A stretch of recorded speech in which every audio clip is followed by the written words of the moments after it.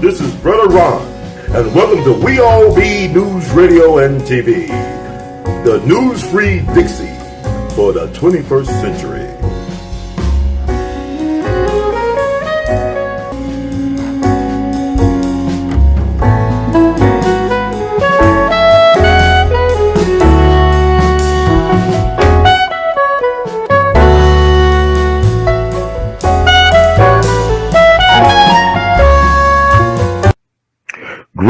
Greetings, family. Welcome to another wonderful, infotainment, edutainment edition of The Artivist Thinks, Thought Provocateur. I'm your host for this empowerment segment, Brother Ron, and we all be in it to win it.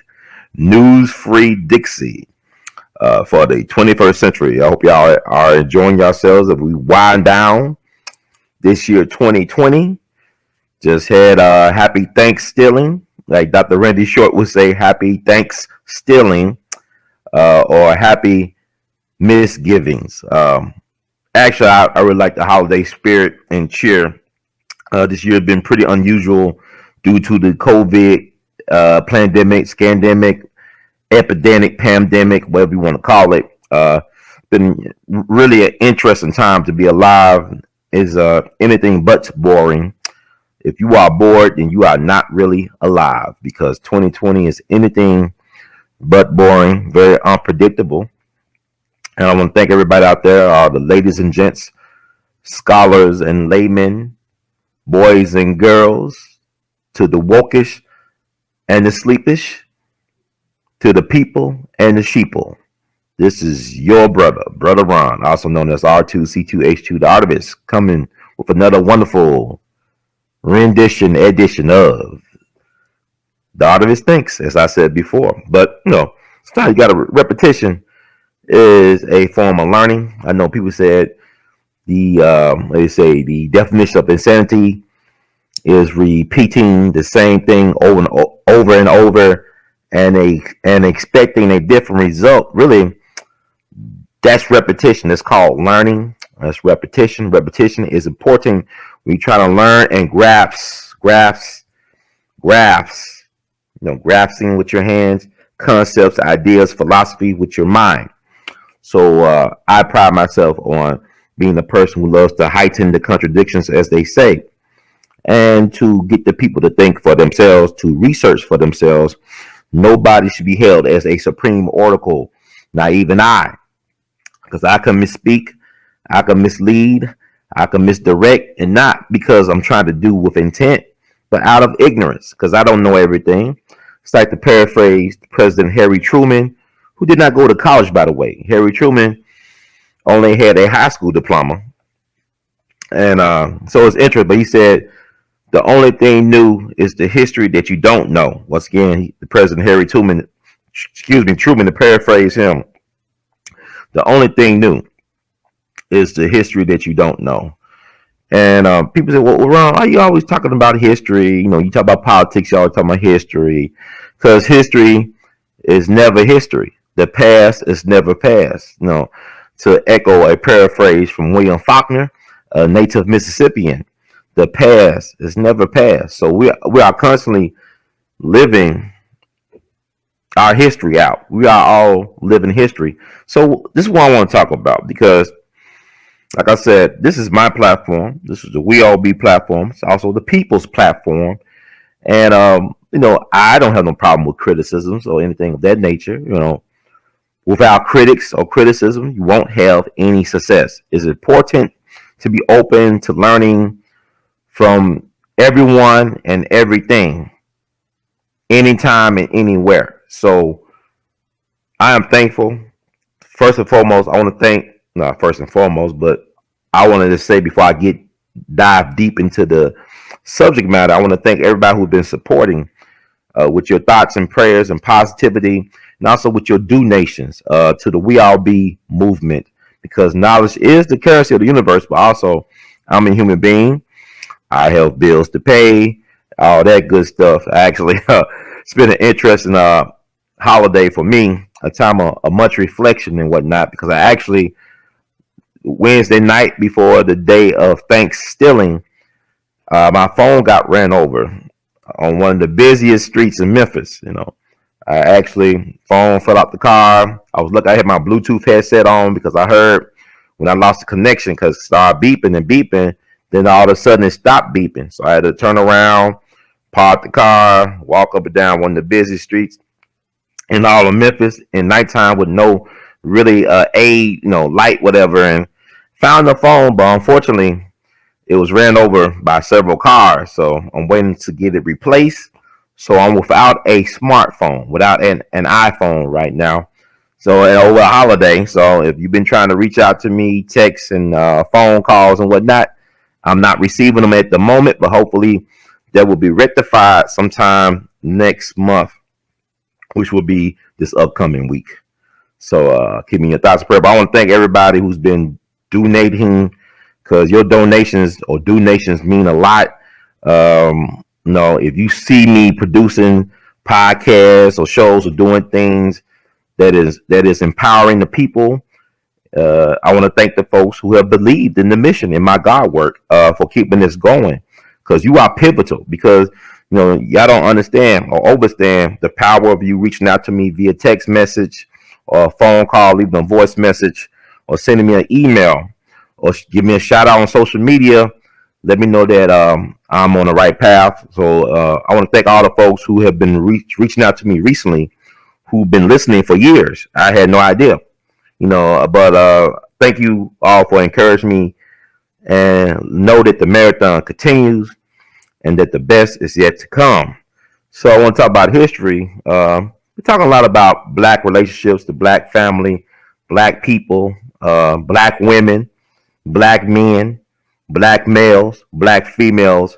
And one of my goals as I march forward is to uplift our people, amplify in times like these.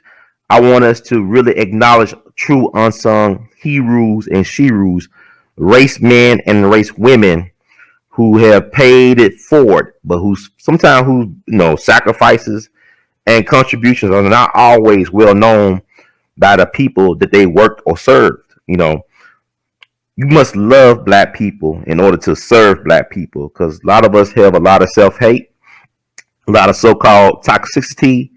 And my thing is, we got to expose that and look at the root causes of that, expose it for what it is, and then contradict and amplify, heighten the contradictions, then amplify the blessings.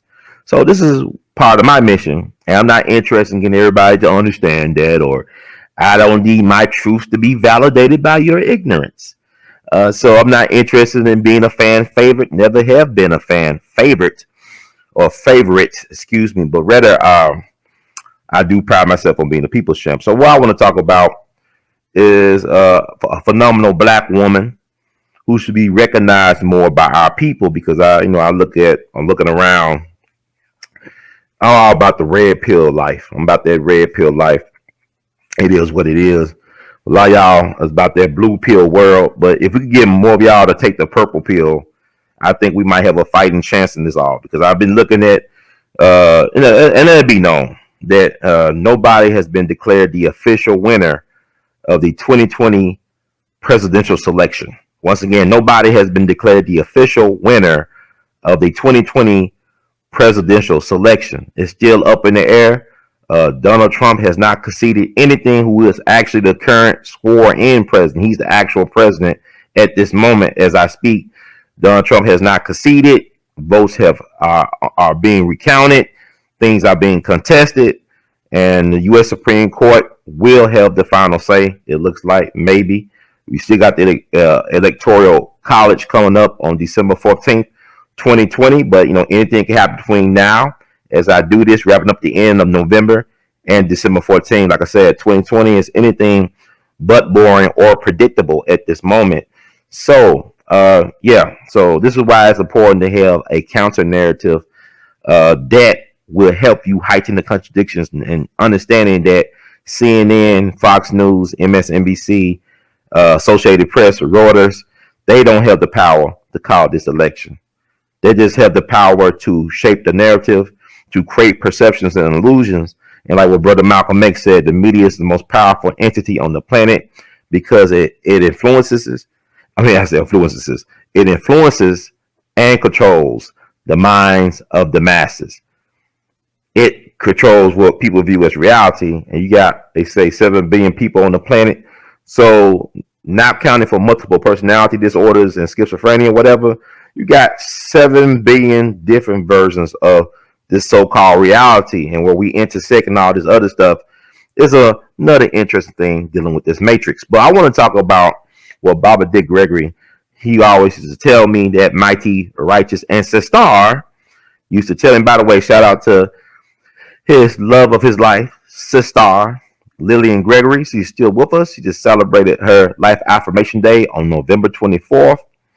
Baba Gregory had his October 12th. You know, look at one of our We All Be videos. He talking about how to get the perfect mate or help mate or help meet, whatever as y'all want to call it. Birthdays should add up to the number 9. 9 is number of completion. For endings, of course. Dick was born October 12th, 1-2. So you got 1 plus 2 is 3. Lil was born November 24th. You got 24. 2 plus 4 is what? It's 6. 3 plus 6 equals 9. See how it works somewhere. Baba Dick was a very fascinating, beautiful brother whose presence is felt, is magnified in times like these, because he talked about he fears Trump's shadow, and a lot of y'all interpret that as being, well, he feared Trump. No, I believe he was talking about what was coming in the wake of a Trump presidency. He said that Trump will be the last president. And, you know, like I said, Biden is not official president-elect at this moment. So everything's up in the air. But Donald Trump, you know, speaking of the number 9, he was elected in the year 2016.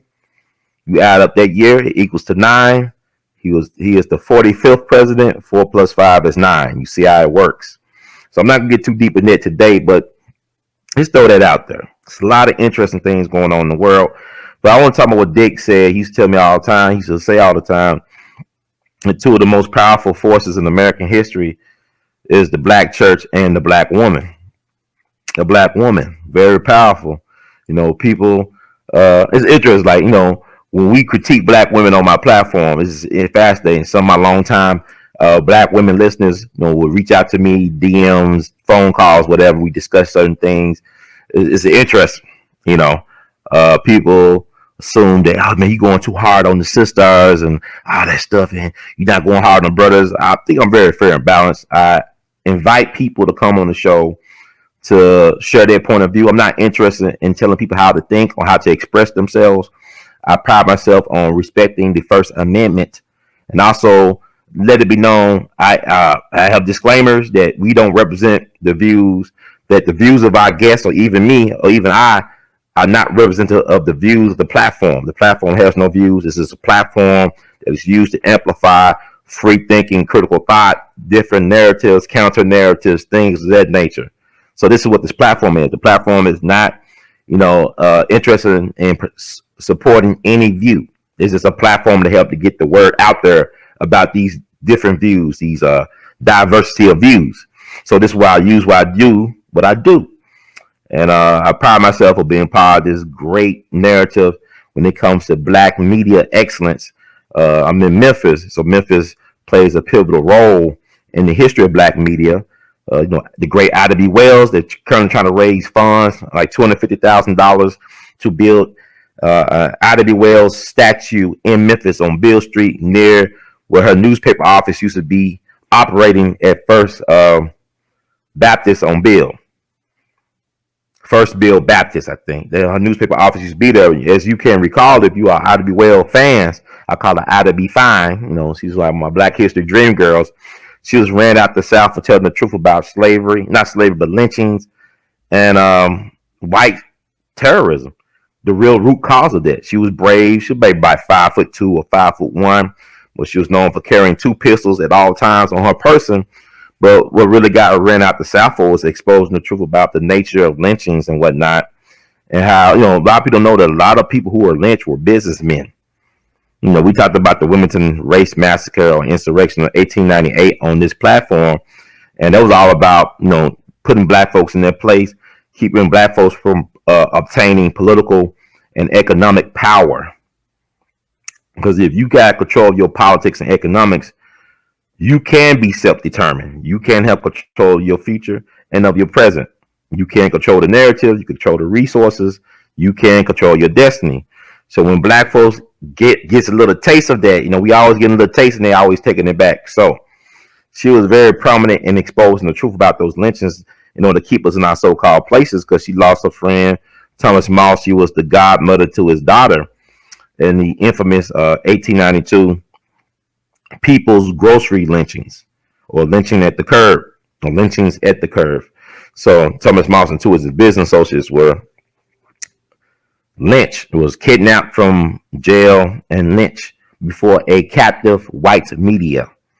Yes, the white media reported their last words, and one of the last words of Thomas Moss was, "Tell my people they can't get any justice here to go west." So a lot of black folks left Memphis. Attn Wells reprinted his last words and doubled up on what he said by saying, "Yes, please leave, go west, get out of here." So a lot of black folks, actually 6,000 black people, left because of what Attn Wells was able to provide as the last words and testament of Thomas Moss. She amplified his message and got it to the people. 6,000 black folks left Memphis. A lot of them went out west, and a lot of them went to Tulsa, Oklahoma, Black Wall Street. Robert Church, the savior. Robert Church Sr., the savior of Memphis, arguably the first black millionaire of the South, the father of Mary Church Terrell, one of the first black women to get a college degree, highly educated, brilliant black woman. They say he helped invest in some of the real estate prospects in what became known as Black Wall Street out in Tulsa. But let it be known, there were numerous Black Wall Streets in Black America. Numerous places where black folks prosper. And like you look at Wilmington. Wilmington came before Black Wall Street and Rosewood. And we'll talk about some of these places and the Democratic white terrorism connection. I'm not for either party, like Brother Malcolm said in his last 2 years, though. It's kind of weird that a lot of black folks still vote Democrat, almost like it's a religious thing, almost at a 100% clip, for the last 55, 60 years. And change is going to come, and it's already came. And I know that the best is yet to come. So, as a black woman, I love Attn Wells. So, a lot of beautiful sisters. I want Attn Wells to be as respected by this generation as many of them respect Meg Thee Stallion and Cardi B and all these other folks. They should get the same type of acclaim and stuff like that. These sisters, because Attn Wells, she loved black men. She loved them. She loved brothers. Some of our greatest black women leaders, they had a love for black men. They were in relationships with black men.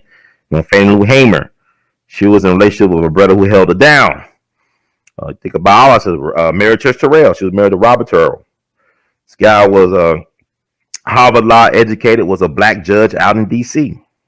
She helped desegregate D.C. after Woodrow Wilson resegregated D.C. That's Mary Church Terrell. Or Terrell is how you pronounce his name, but Terrell, whatever. I'll correct me in the comment section. I don't care. But yes, I talk about black women positively, and also black women have a lot of power. They have a lot of leverage. Attn Wells was a school teacher here in Memphis. She lived in Memphis about 10 years approximately. People talk about Rosa Parks, but Attn Wells refused to move from a section of the train car.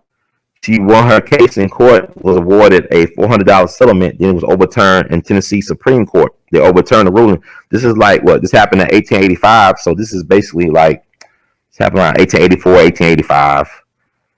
Rosa Parks then was 55, so it's about 70 years before Rosa Parks that Attn Wells did her thing. So a good book on Attn Wells is to read her own words, right? Also, I'll recommend the Memphis Diary that was edited by Dr. Marion DeCostas Willis, a brilliant scholar and historian here who lives in Memphis. Still out among us. She was married to some brilliant men, Russell Sugarman and A.W. Willis, both lawyers, prominent civil rights lawyers in Memphis, progressive brothers. And she was married to both of these guys, and they used to be in a law practice together. Now, that's an interesting story. But she was really a fine sister. fine mind and fine looking back in her time, and she still looks good. She holds up well, even in her, in her older years. So she's a good class act of a woman. But she helped edit Memphis out of the Wells Memphis Diary. So you should check that out because it gives you a glimpse into the inner workings and thoughts and things that concern Sister Ida B. Wells in her 20s, because she lost her parents during the yellow fever epidemic back in the late 1870s. So she's born into slavery July 16, 1862, and she loses both of her parents in Holly Springs, and she's at 16 taking care of her brothers and sisters, about 5 of them, including Ida. I think she's raising 5 brothers and sisters on her own at the age of 16, and she becomes a school teacher. And she was born in slavery, and then she becomes an investigative journalist. And not only that, probably one of the first women investigative journalists in the country, and she owns her own newspaper. She owns her own newspaper company, publishing company. Man, that's a very progressive thing. And like I talk about, some of the most literate people in America after the Civil War within just a certain short number of years were black people. And even today, like, women are considered some of the most educated people in the country. Here, since like Ida Wells, she definitely was very educated, and she came out of slavery. So black people, we are powerful. And she had a newspaper office in her church, First Baptist on Bill, or Bill First Baptist, however they call it. But you come to Memphis, that church is still standing. But she was operating her newspaper offices out of that church, from my understanding, from my research.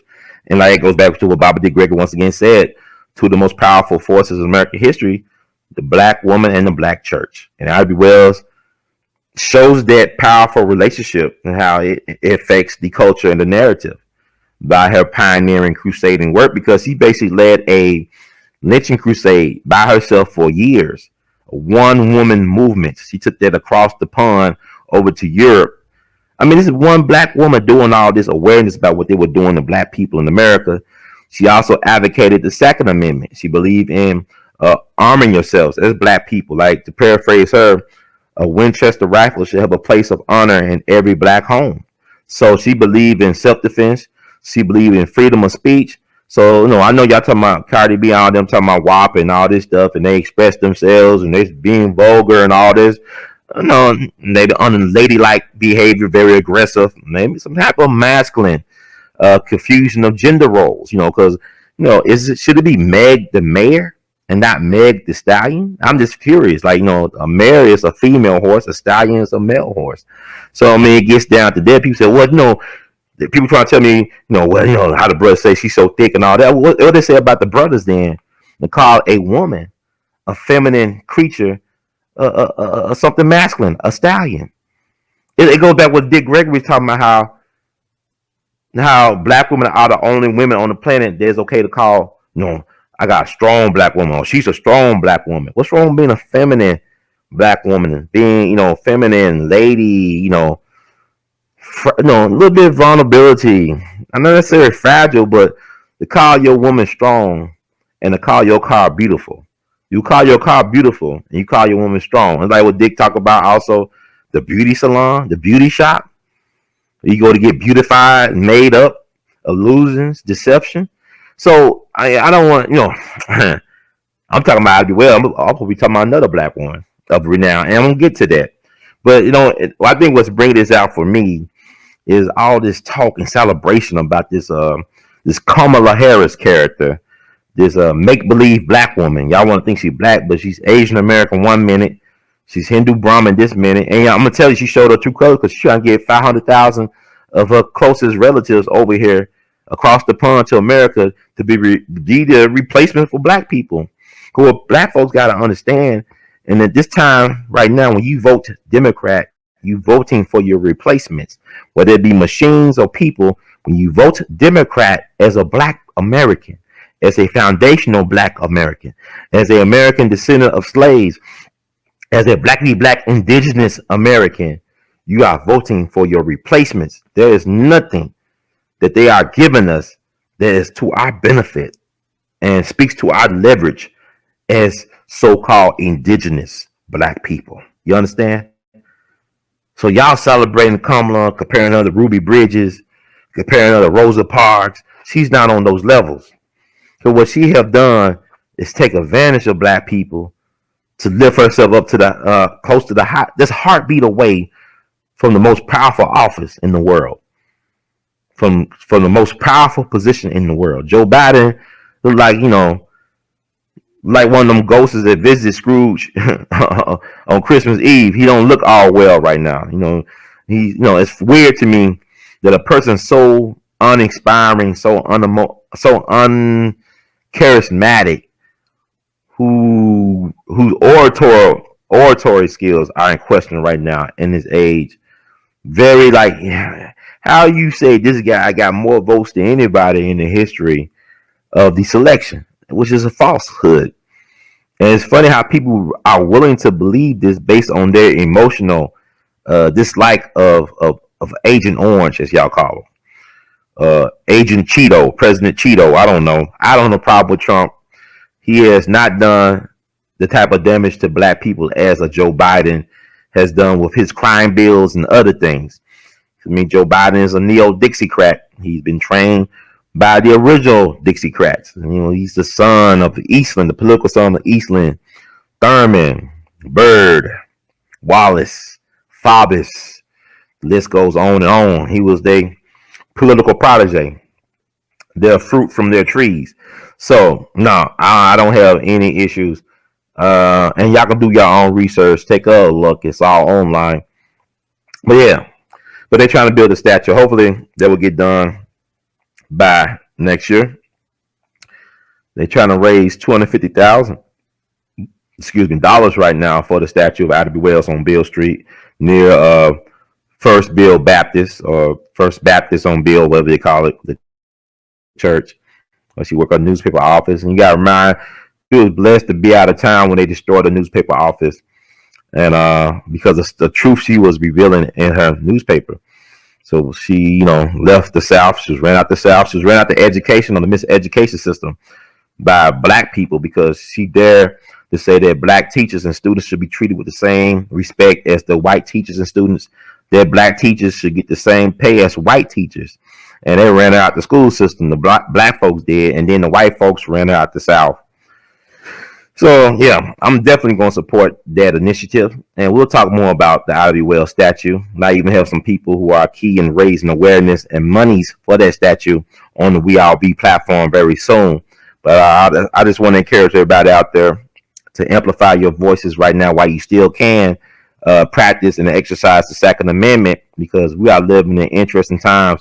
Like what Joe Biden said, we are heading for a dark winter in so many ways. Fascism is on the rise in America, and I'm not talking about Trump. It's like when you become too liberal, sometimes you become a fascist. Which is interesting. It's like the conservatives and liberals have reversed roles over the decades. Very subtle in a lot of ways, but helped by media manipulation, because this is a mockingbird, mass mainstream fake news media. And y'all can look up Operation Mockingbird, where the CIA infiltrated the media infrastructure, the media industrial complex, with their own agents and also through money. It's just the CIA is interesting. They got their own private Air Force. CIA ain't what it's supposed to have been originally. It's really was helped created by President Truman. He didn't go to college. He went to high school. He graduated from high school, but he was not a college graduate. And that's interesting. He's the guy that decides, okay, let's drop the A-bomb on the Japs. And he went to sleep probably for 8 hours with no problem. His conscience not affected by this decision to drop this bomb on yellow people. Now, they was not going to drop the A-bomb on Europe, but, the yellow people are expendable, right? So this stuff affects them for generations upon, the effects of that initial bomb droppings in Hiroshima and Nagasaki. So, it's funny how they, you don't know how to pronounce the word. They say Hiroshima. Some people say Hiroshima. Some people say Hiroshima. And they're both right. And in Nagasaki, on these populated centers in Japan, they dropped. They didn't care. Truman lost no sleep over that. And he helped create the CIA, the Central Intelligence Agency, which was the successor. This predecessor was the Office of Strategic Services. You had a baseball player, I believe he was Yale educated, Mo Bird. He was a catcher in Major League Baseball. He was a spy for the Office of Strategic Services, which became the CIA. Y'all should check out the fictionalized version of the history of the CIA from Robert De Niro's movie The Good Shepherd, starring Matt Damon. It talks about the origins of the CIA, Spooksville, USA, Spooksville, the real spooks, right? And just acknowledge the Kennedy assassination, all that stuff. But I'm just dropping gems. Look up Operation Mockingbird and check it out, and you can understand why the media is saying that Joe Biden is the president-elect, because Joe Biden represents the interests of the globalists. And the CIA is in the business of manipulating narratives as well as rigging elections. So that's something y'all need to check out. And also, I talked about one of my last podcasts. I talked about how America and British intelligence interfered in the democracy in the Middle East, the so-called Middle East, because really it's Africa, with Iran back in the 50s. They overthrew a legit democratically elected government, and they replaced it with a theocracy. So all that Muslim stuff in over there in the Middle East and Iran, place like that, that's due to the CIA and British intelligence, among other agencies like the Mossad, manipulating, interfering, coup d'etats, rig elections, overthrow, coup d'etat. So that's Operation Ajax, when Iran wanted to control its oil industry and take out the hands of BP, British Petroleum. Yeah, the BP that y'all get gas from when y'all in the city and all across the country, that BP, British Petroleum, they wanted to get control of their oil reserves and their oil industry from them. They want to nationalize their own resources. If you look at the history of this planet as it relates to the West, anytime a non-Western country wants to have some type of self-determination, that's a problem with so-called Western civilization. So even though it might do it in a very transparent and ethical way, you have no right to practice manifest destiny in your own country like the white folks do. You understand what I'm saying? When Woodrow would say to make the world safe for democracy, it was actually to make the world safe for white hypocrisy, to make the world safe for white hypocrisy. You had somebody like Ho Chi Minh, who's leader of the Viet Cong resistance, right?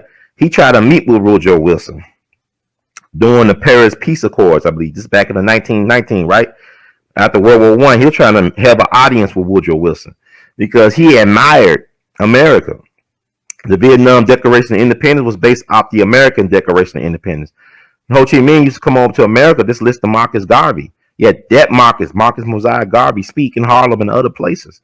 So, imagine if Woodrow Wilson actually heard them out back in 1919. And Kennedy realized the mistake that we was making after the French. It's kind of like, we should learn from Russia going into Afghanistan, or we should learn from Germany going to Russia back in World War II. These folks got these ideas of empire, and no empire lasts forever, and some become ruined faster than others. So America is very interesting. American experience and experiment is very interesting. But I'm getting all over the place, right? Let me get back to the black women.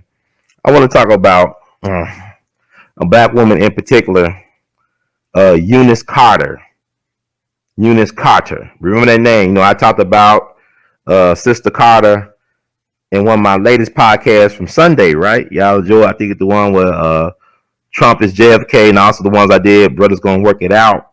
We'll do some more of those coming up.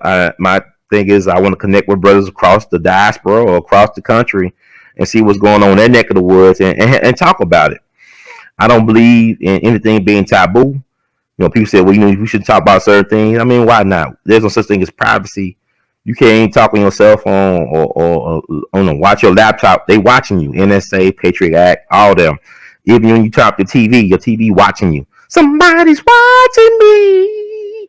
Somebody feel like somebody watching me. They're always watching. So get used to not having any privacy. Thanks, Patriot Act. Thanks, Joe Biden, Democrats and Republicans. Thank you all, for this reality that we're living in. And I think I called her Stephanie Carter a couple of times. I want to correct myself because y'all, I mean, white folks can lie all day about Joe Biden being president, but Brother Ron get a person's name wrong or a date wrong, you know.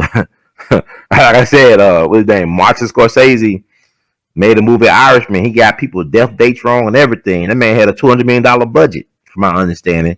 He could have hired some researchers, but he didn't do that. He just kept wrong dates. They could even kind of go back after they put the movie out and correct some of the stuff he got wrong. But, you know, it is what it is. What I'm saying is, we people, humans, make errors, mistakes as it comes with the territory. But, you know, my intent is not to mislead, but to empower people to think for self, do for self, know thyself. So her grandson actually is named Stephen Carter. He's an Ivy League professor, well-educated family. It's a brilliant family. You know, black folks, we got impressive bloodlines. You know how Dave Chappelle talked about his people. We all got those type of stories. We just got to do our family history and know the research. Like my family, I got amazing family trees. Not just a family tree, but trees. You know, we come from different people.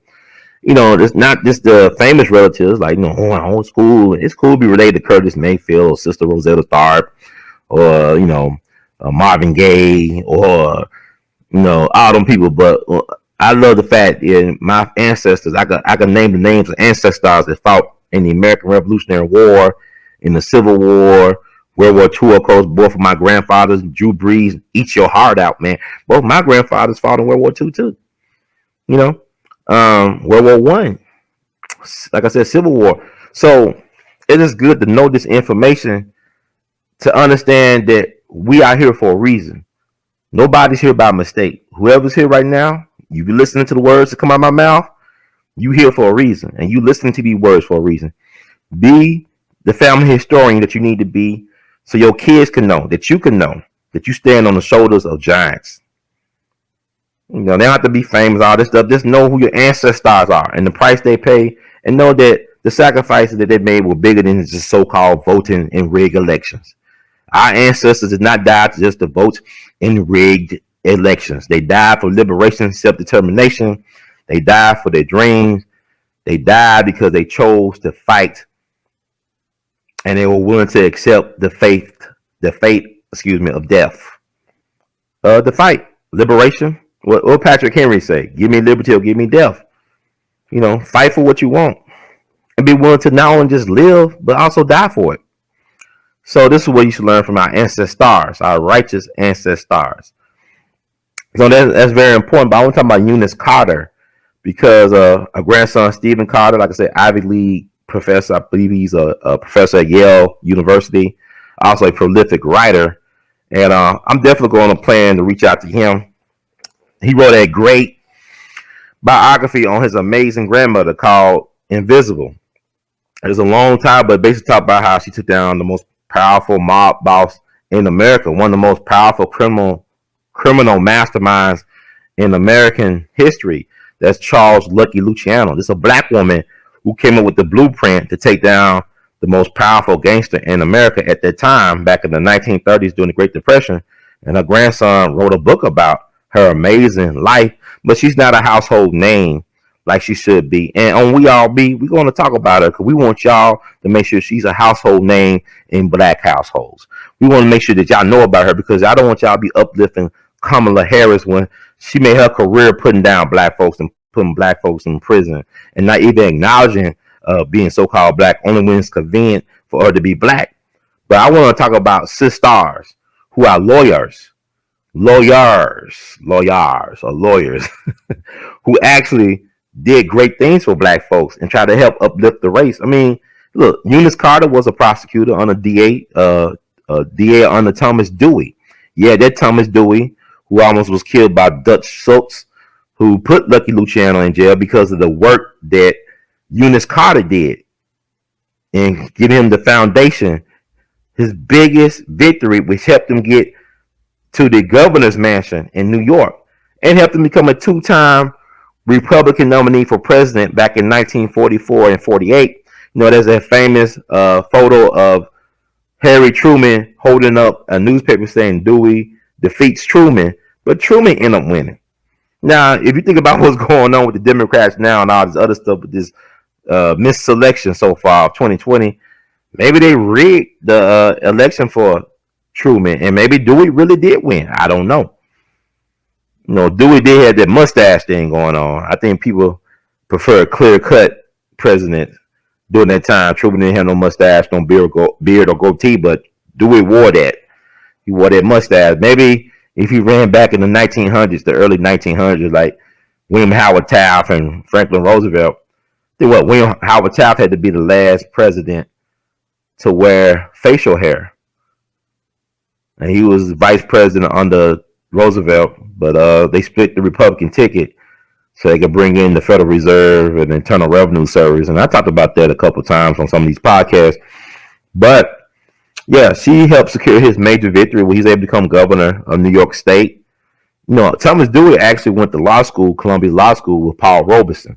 But Paul Robeson, man, if he was born white, he probably would have been president. Man was brilliant, speak 20-something different languages, all-American football player, lawyer, actor, amazing singer, humanitarian, Paul Robeson. So they were classmates at Columbia in the same law class. So it's a little black history y'all need to know about. But Eunice Carter comes from a very amazing family.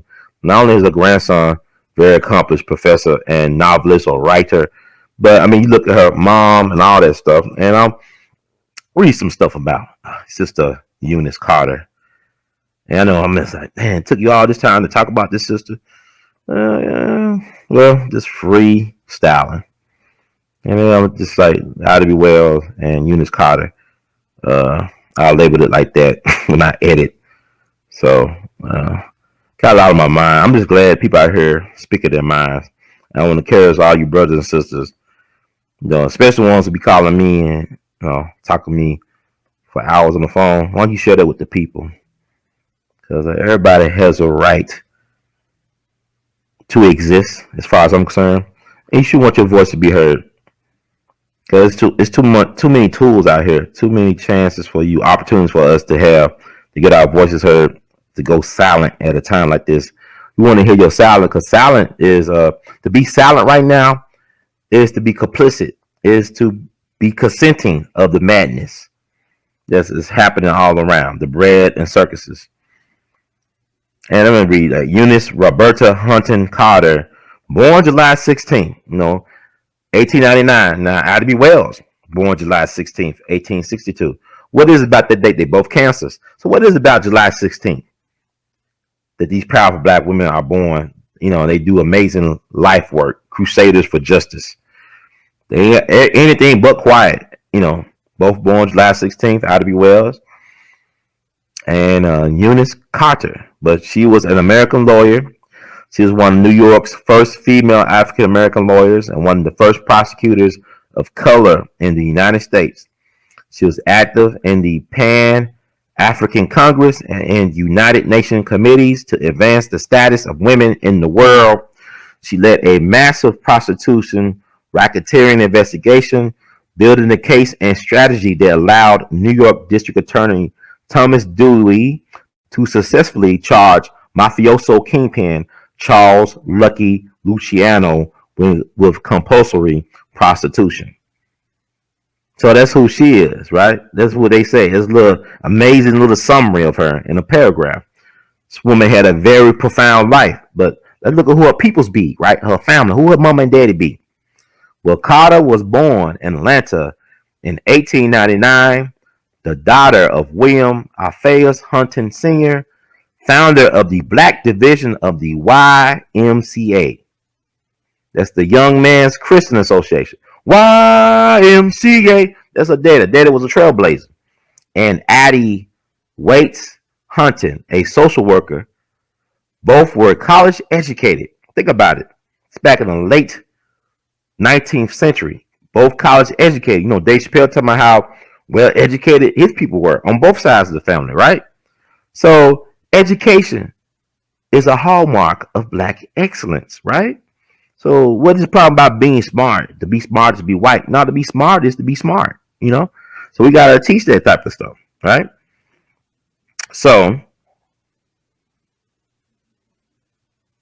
her paternal grandfather, Stanton Hunton, purchased his freedom from slavery before the American Civil War. Wow. Self-determination.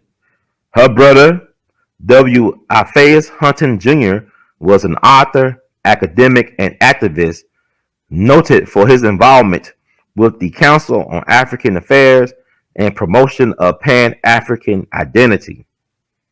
So all folks were very heavy into politics and controlling their own destiny. They came out of their grandfather, her grandfather.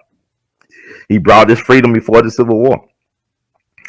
So these folks believe in self-determination through the control of politics and activism. This is running the bloodline. Okay. The family moved from Atlanta to Brooklyn, New York after the 1906 Atlanta race riot. They attended local schools. Their mother, Addie Hunton, was active with the NAACP, that's the National Association for the Advancement of Colored People, and the YMCA, achieving national status. She was selected as one of two women to go to France during World War I to check on the condition of United States black servicemen. So it's a couple things. The Atlanta race massacre of 1906 is an interesting thing to deal with. Once again, the nature of these massacres, a lot of times they're started by police misconduct for the most part, or a lack of the system to protect the civil liberties of a unprotected group of people, most notably black Americans, right? So Atlanta race riots are interesting, or massacre. You got all these white people killing black folks. The numbers are always larger than what they tell us.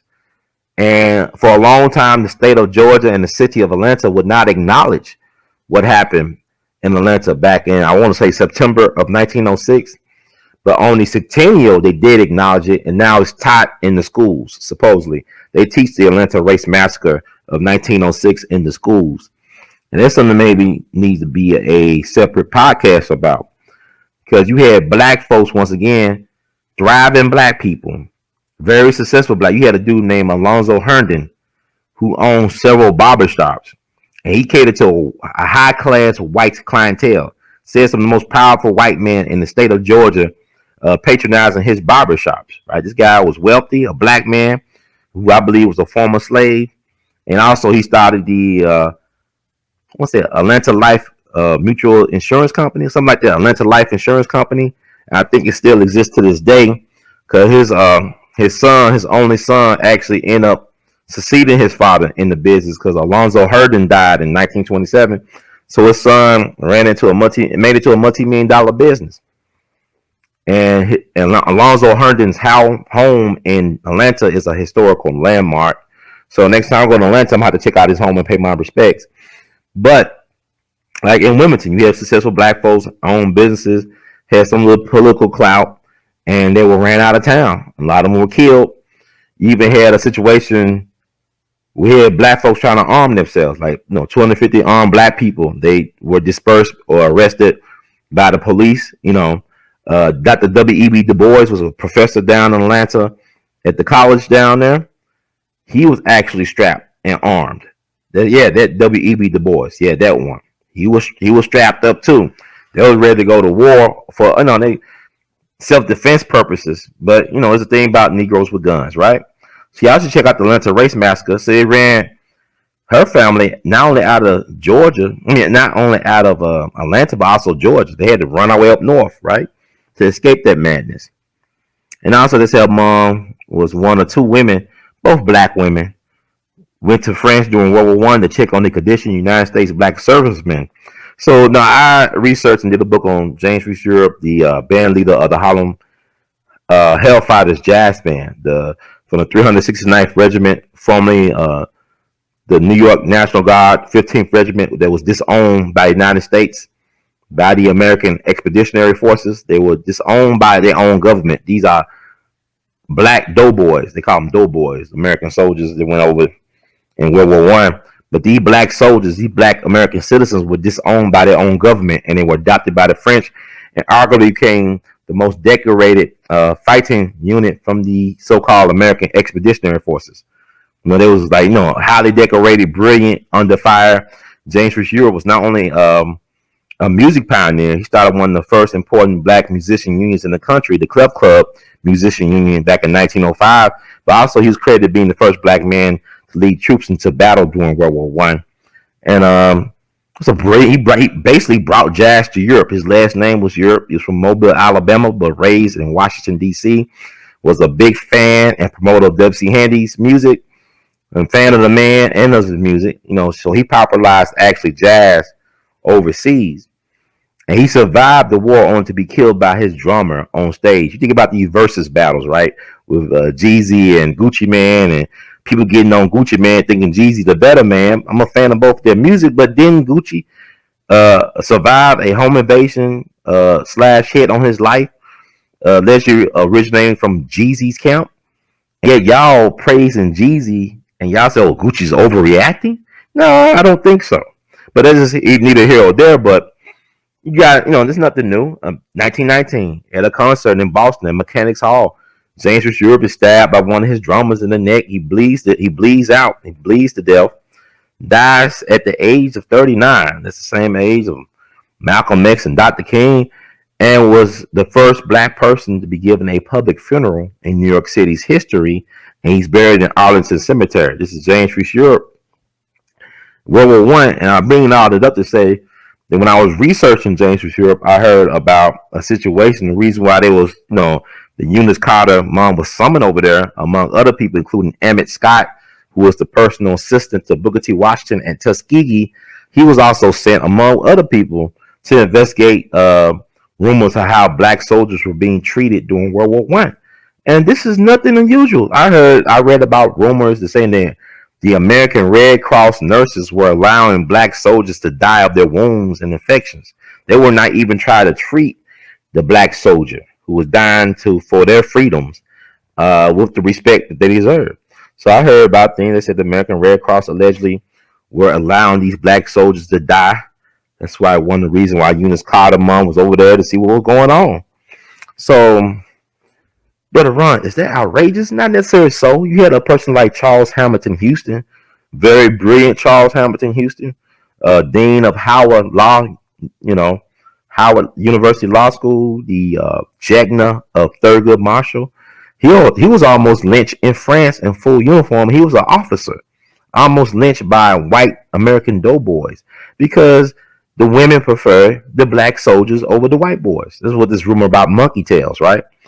Is the black soldiers had monkey tails, so they were more interested in the monkey tails than were in the white soldiers. And the white soldiers were mad and said, they're about to lynch this man in his uniform. This guy, architect of Brown v. Board, of protege Thurgood Marshall. That guy, he almost lost his life at the hands of Americans, fellow soldiers during World War One. So take a look. It's all online. So it was serious about how they were mistreating or treating black soldiers during that time. So Eunice Carter came from an amazing family line. Folks were very much involved in the politics and affairs of not only of America but also of black people. And it doesn't imply that they're Garveyites, but I'm sure that they had a respect for someone like Marcus Garvey, who was definitely a Pan-Africanist, who talked about, going back to the motherland and all this stuff, who also was a follower of Booker T. Washington, who also gets character assassinated a lot by people who don't do the research.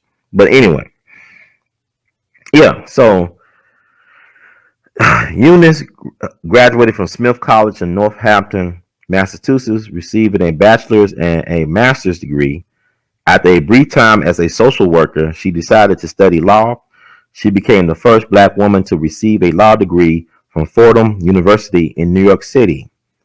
In mid-May 1933, Eunice Carter passed the New York bar exam.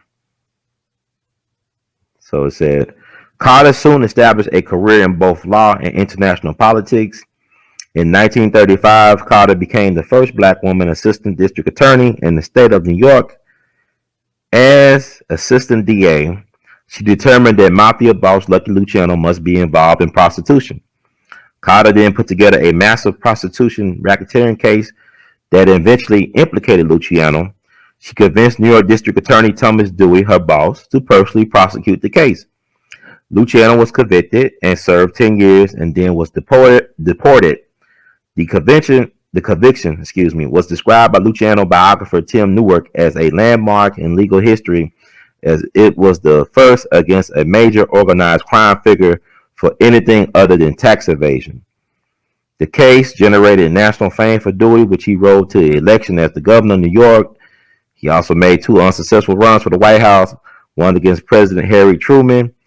Dewey benefited from Carter's prosecutor skills and had genuine respect for her. She frequently accompanied him to political events in Harlem and elsewhere, and reporters noted that she offered him advice. Oh, that's interesting, right? That's very interesting.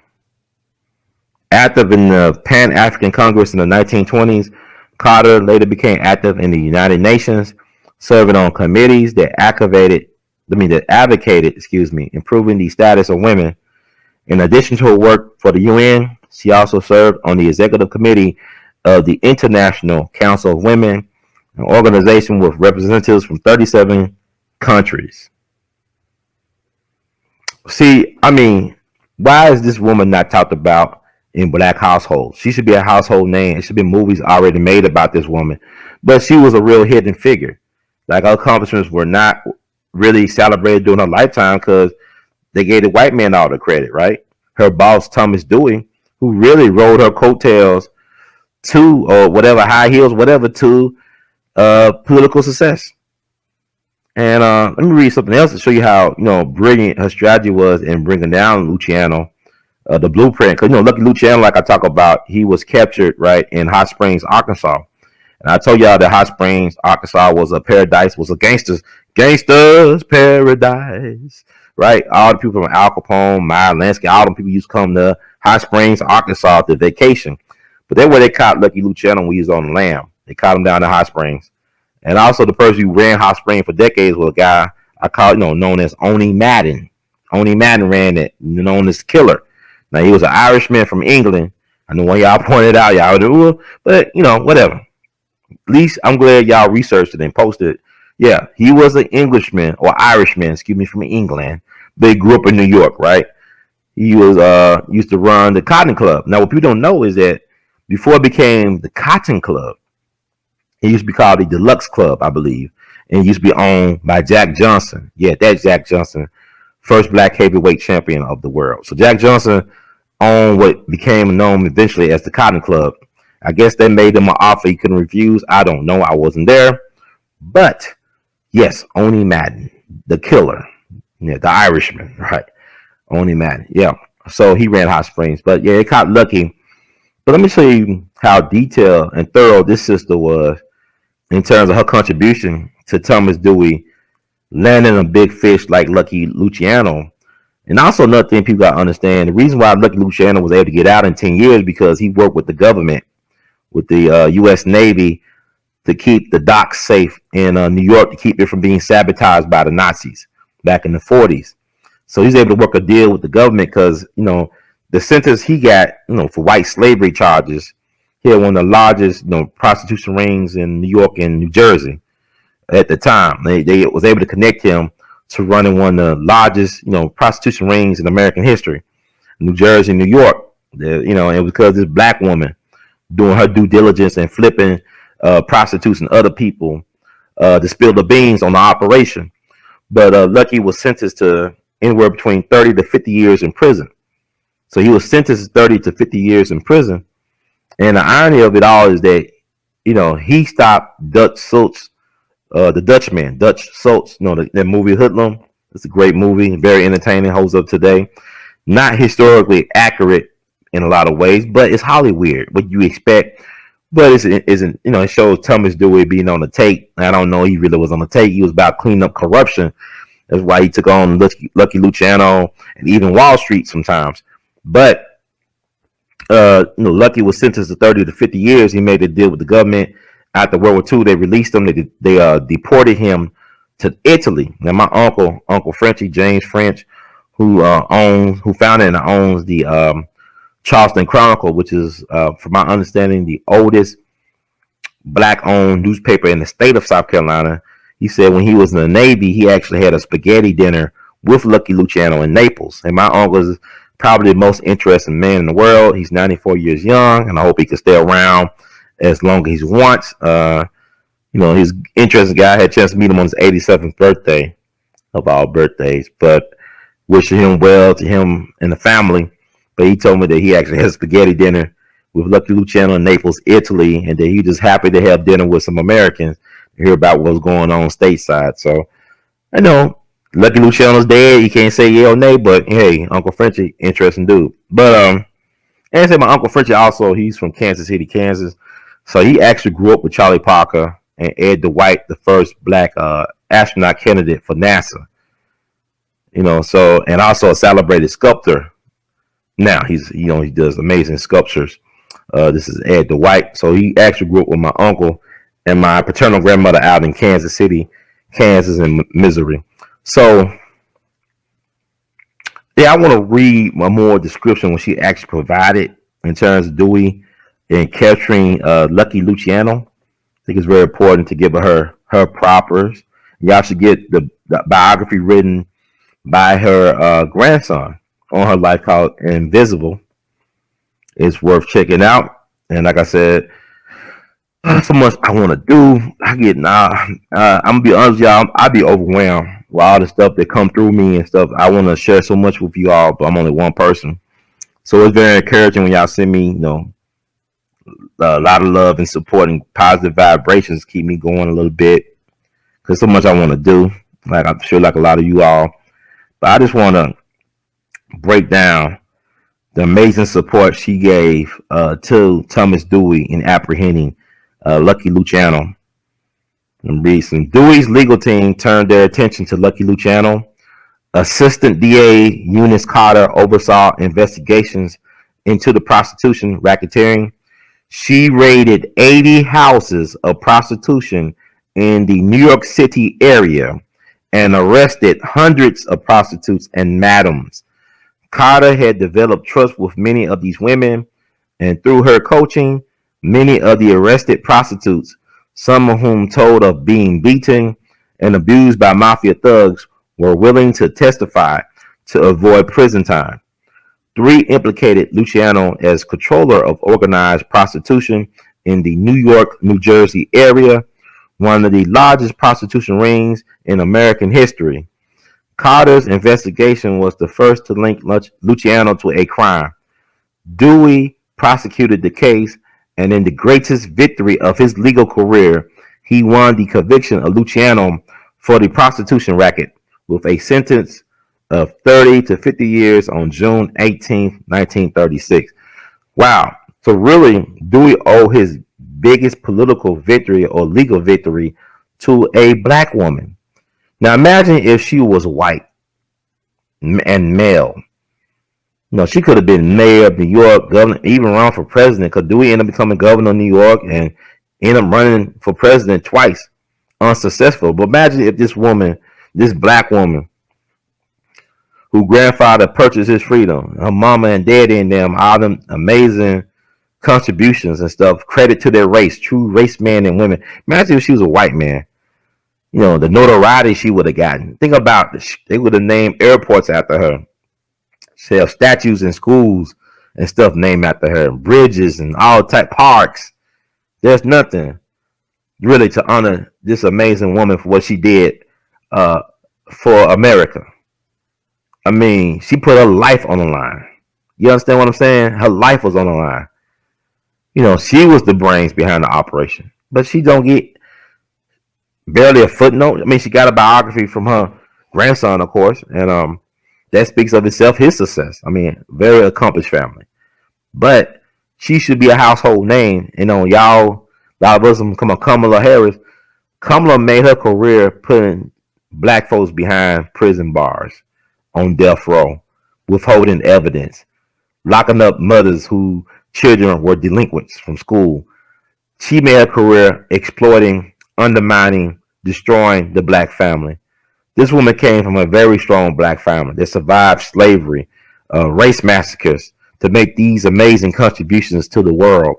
And she's not celebrated like she should be. To me, she should be on the same level as a Cardi B and Meg the Stallion. Not in turn. When I mean that, I'm talking about notoriety, celebrity. They should have had several TV shows about this sister, like The Untouchables or something like that. And I mean, Black history is better than science fiction or Hollywood movie, because when you tell the truth about Black people, it's unbelievable. We the real superheroes and sheroes. Y'all talk about y'all love Lovecraft Country. Well, tell the truth about this sister. This is better than watching a season of Lovecraft Country, and Lovecraft Country is a great show. But tell the truth about Black people, it will free the spirit. Look at the achievements of her people that came before her and after her. When you grow up knowing who your people are and their achievements and their contributions, nobody can tell you nothing to undermine your momentum to greatness. You understand what I'm saying? If we know our family roots and stuff and trees, you know how powerful we be as a people. Now we're waking up because the contradictions have been heightened, right? About the slavery thing, about the indigenous thing, the FBA, Foundational Black Americans, A.L.L, transatlantic slave trade, how much is real or false, and all this other stuff. But now it's time that we start planting these seeds in ourselves as well as our children, so we can move forward. Because there's no reason why we can't achieve at a high level. I'm gonna give you this one family of this Black excellence throughout the generations. This is incredible. Like I said, I want her name to be amplified. Eunice Carter. I won't never make the mistake of calling her Stephanie Carter again. But I really was conflating, I guess, her Stephen Carter, her grandson name with her name. But Eunice Carter. Say her name. Eunice Carter. Don't give me Kamala when I can have a Eunice Carter who was proud to be Black. She stood for Pan-Africanism. She stood for women. Proud to be a woman, proud to be Black, but knew that race was very important in the game. She was a race woman. Let's see her name. And it's interesting by Sister Eunice that in the book, from my understanding, her grandson made the claim that she had an extensive entanglement with the great Fletcher Henderson. And like I said, man, Fletcher Henderson to me is like the Elijah Muhammad of Black music, of Black jazz. To me, he really invented the jazz orchestra, the large jazz orchestra back in the 20s. He also was the blueprint for Benny Goodman. They always call him some white dude the king of rock and roll and all this stuff, but they call Benny Goodman the king of swing back in the 30s. And Benny Goodman wasn't even the most swingingest guy or orchestra around. I gotta give it up to the guy that got this shirt I made, drawing Jimmy Lunsford. He had the most popular swing band of the 30s and 40s. By the way of Fulton, Mississippi, Denver, Colorado, Memphis, Tennessee, band director at Manassas High School back in the 20s. Left Memphis 1930 with his best high school students, and 4 years later, they had the house band, the Cotton Club. They become the number one attraction in the Apollo Theater for a whole decade. But Jimmy Lunsford had the distinctive two beat. But even Glenn Miller wanted to be Jimmy Lunsford. He said Jimmy Lunsford had the best of all bands. He said Duke is great, and Basie is remarkable, or Count is remarkable, but Lunsford tops them both. Had a phenomenal show presence, and y'all should look up Jimmy Lunsford Orchestra 1936. Get that film clip of Jimmy Lunsford, 10 minutes is worth it. It's amazing.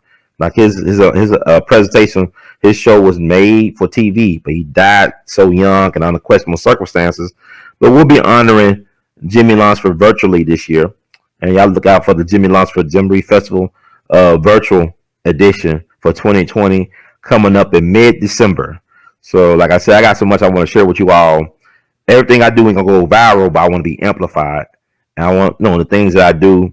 Make sure y'all make them household names. These people that I'm talking about, like a Jimmy Lunsford, who gave back to Black people. It's like the folks that really care about us, we forget about them. It's like Dr. Randy Short said, we love our traitors, but we hate our heroes, right? So these are heroes and sheroes like Eunice Carter, Ida B. Wells, Jimmy Lunsford, Fletcher Henderson. Like I said, he invented the jazz orchestra. Basically, he was from Georgia. He came from a very educated family. He was college educated himself, but he got into the music business. But when I spoke of Benny Goodman, his key arranger was Fletcher Henderson.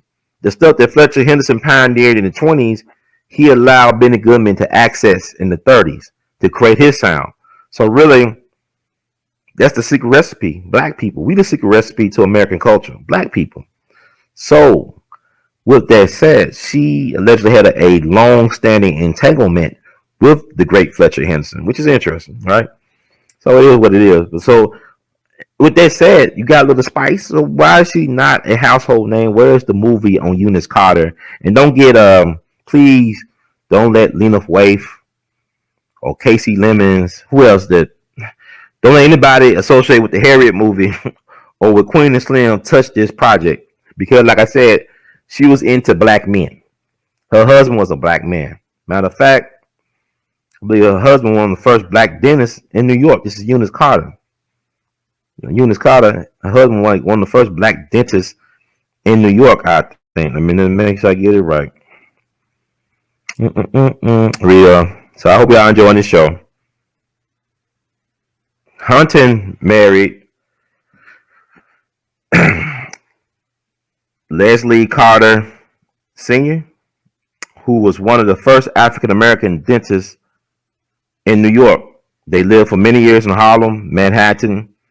The couple's only child, Leslie Carter Jr., graduated from college and law school. He practiced law and later worked in the John F. Kennedy and Lyndon B. Johnson presidential administrations as a political appointee.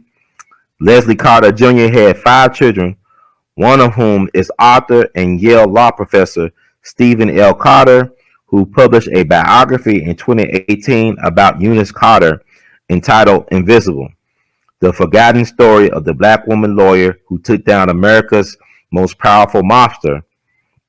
In this biography of his paternal grandmother, Professor Carter includes the possibility of a long-running affair with jazz musician Fletcher Henderson. The biography also notes the imprisonment of Eunice's brother, W. Alpheus Hunton Jr., for his communist beliefs and the consequent estrangement between the two siblings. It happens, man. Siblings, you grow up close and then y'all fall apart about all this other stuff. But I just read her son, amazing, produced amazing children. That's black excellence. That's like they broke them generational curses long ago. You understand what I'm saying? This is amazing. Even Paul Robeson, his father was a former slave. He was a preacher up in New Jersey. And Paul Robeson speaks over 20 different languages, man. Singer, amazing voice. Our people are something else, and we should be celebrating our people, like the Eunice Carters and the Paul Robesons. This is amazing. So I hope that I'm gonna read that book. I got a lot of books on my reading list. I don't think y'all would mind if I take a hiatus and get my mind right. Really have benefited from not having my phone. Either I missed my iPhone, like it's been kind of crazy, not having a phone during the holidays because I had plans on calling people and connecting. But I'm just putting it out there, y'all. My phone got ran over by cars on one of the busiest streets of Memphis. My bad. Hopefully they'll be rectified next week, in the first week of December. But yeah. So she ended up dying, actually, I believe, in 1970. Let's see, she died January 25th, 1970, but she was born July 16th, 1899. She died January 25th, 1970. So she was 70 years old or young. So, man, that's amazing. 70. She lived an amazing life. The Bible said, good life guaranteed with 70. That's 70 years. She did a lot of living in those 70 years. She didn't waste no breath or no time on this earth. Amazing force of nature. Eunice Roberts of Hunton Carter.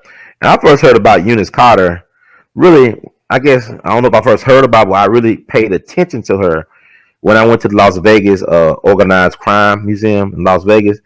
And really, pricey ticket for what it is, but I'd say one of the better museums I've ever been to. That Mafia Museum or Organized Crime Museum they got in Las Vegas. One of the best museums I've ever been to, and really worth the price of admission. There's so much in there that you got to go there more than once. But before this COVID mess, they had some interesting programs bringing in authors and, to talk about organized crime. Even folks that lived the life come through. And one of my things, I went there back in 2017. I really did want to meet Bugsy Siegel's daughter, his eldest daughter. I think it is his eldest daughter. She was living in Vegas at the time, and I said, "Man, let me try to look her up and see if I can meet with her and do a little quick interview." She ended up dying actually that year, 2017. Later on, she was in a nursing home, I believe, but she ended up dying. But, Bugsy Siegel actually owned, from my understanding, 800 acres of what's now known as the Las Vegas Strip. He owned 800 acres, and he left a lot of that land to his daughter. They ended up selling it, her and her husband. I mean, imagine how much that land is worth today. He owned 800 acres of land that became the Vegas Strip. So Bugsy took some risk. He paid for it with his life, but he was right on the money about Vegas, right? Boom. But imagine if he was allowed to live. They would have cashed in on that 800-acre investment. He's probably one of the wealthiest men in the world, maybe. I don't know. Ain't my call. But anyway, I hope that I did the sister justice in this interview. If you like the words from Brother Herb, please subscribe to We All Be TV. You can spread the word and also subscribe to We All Be TV.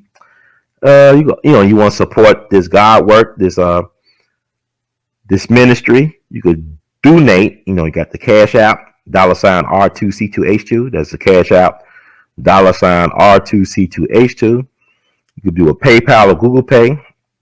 Email r2c2h2@gmail.com. That's email r2c2h2, @gmail.com. You can Venmo your support at r2c2h2. That's r2c2h2. You can buy artivist art, r2c2h2.com. That's r2c2h2.com. You can wear artivist art. You can look, if you're on YouTube, look below the description box. There's a shelf of some of our wares. You go to our Teespring, official Teespring website. That's R2C2H2's place. And check us out. I'll be updating with more designs soon. I want to thank everybody who's been very patient with me in terms of my phone situation, in terms of a lot of things. I appreciate you all. Always looking forward to hearing back from y'all on feedback. Things like I said with Brother Malcolm, to paraphrase him, without critics you won't have success. So it's good to have constructive criticism and just give feedback. You taking the time to tell me about what you think about the podcast and about the information and adding to the narrative. I love it. I read a lot of the comments. Don't always respond to everybody, but I do read a lot of the comments left on these videos. And it helps me to open up my mind and look at, things from a different perspective a lot of times. But like Baba Dick said, once you wear or have your pair of magic glasses, you can't force nobody to see what you see. Do you see what I see? A lot of times y'all don't, and sometimes y'all do. So, yeah, I love it. Thank you all for being very patient. In the words of the great Duke Ellington, we love you madly. Keep on producing and pushing. The one I'm trying to pushing. You see how it works? Thank you all. Blessings. One love.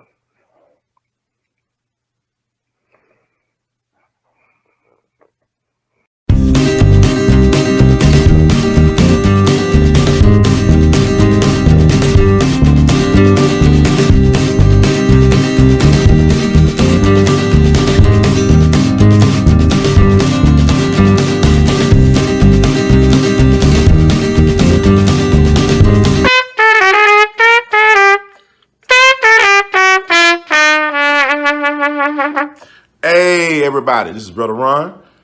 I am asking you all to do me a big favor. Think about supporting the We All Be movement. Your donation is tax deductible.